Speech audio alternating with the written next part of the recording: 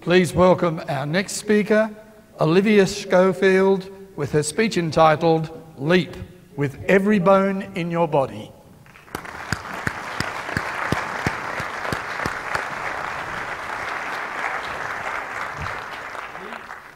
Leap with every bone in your body, Olivia Schofield.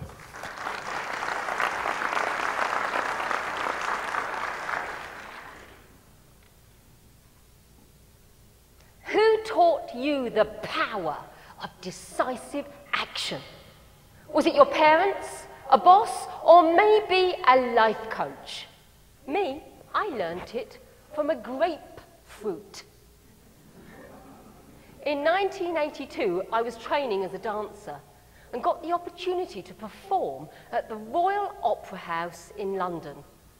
I'd been cast in Romeo and Juliet as a peasant girl in the marketplace.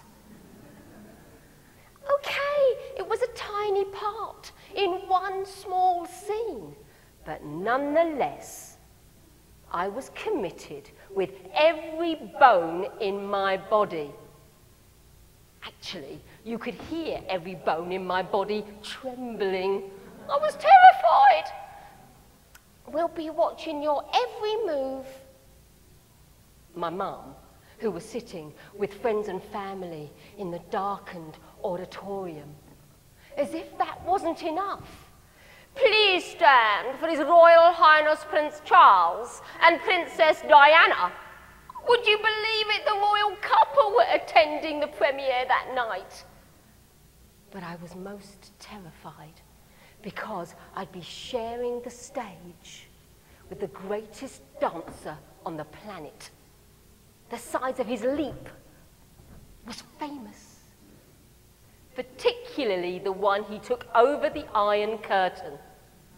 The first dancer to defect to the West from the world-famous Kirov Ballet in Russia, the great Rudolf Nureyev. Contest chair, fellow Toastmasters, and any visiting royalty? The premiere had begun, and it was time for my entrance. I was standing in the wings, ready.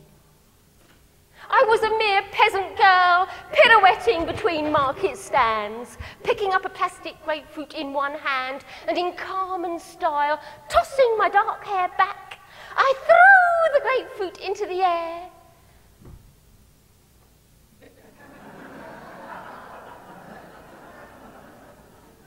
And failed to catch it. As it hit the stage, it started to roll. I tried to predict its trajectory. Where was it going? No, not towards the feet of the greatest dance icon of all time. My bones froze.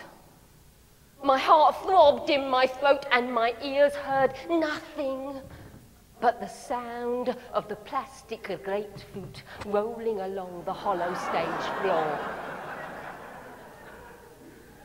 I had a decision to make.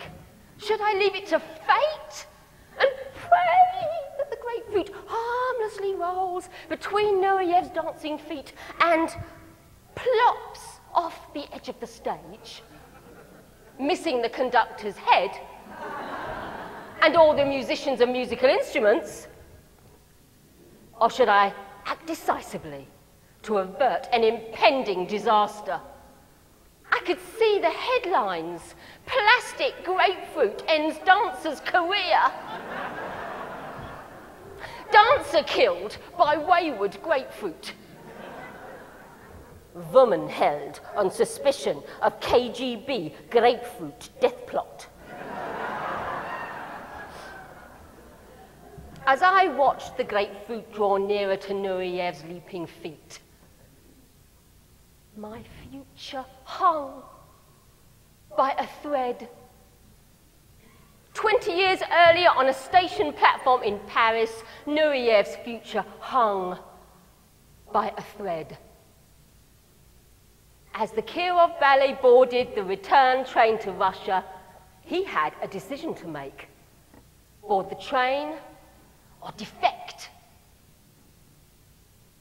He knew that capture meant disgrace and a life spent behind prison bars. But he also knew that decisive action could change his life. At the last minute, he leapt from the train and sprinted along the platform, a leap for freedom. I decided to leap for that grapefruit.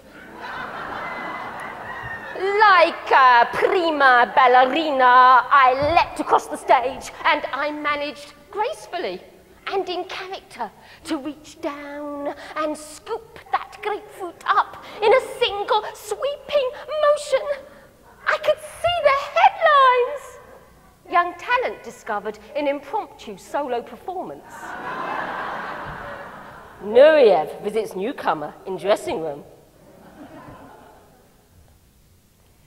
Nureyev's decision changed the face of dance. Mine certainly changed the face of my mother.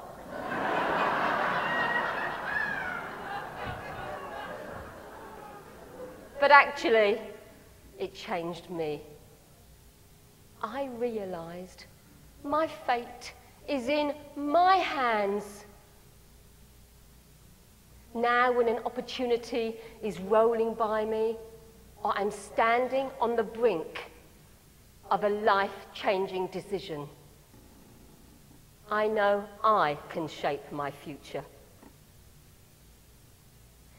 It is our own decisive action that changes lives. Success?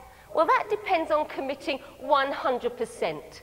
So next time you have a decision to make, will you leave it to fate or leap with every bone in your body? Thank you.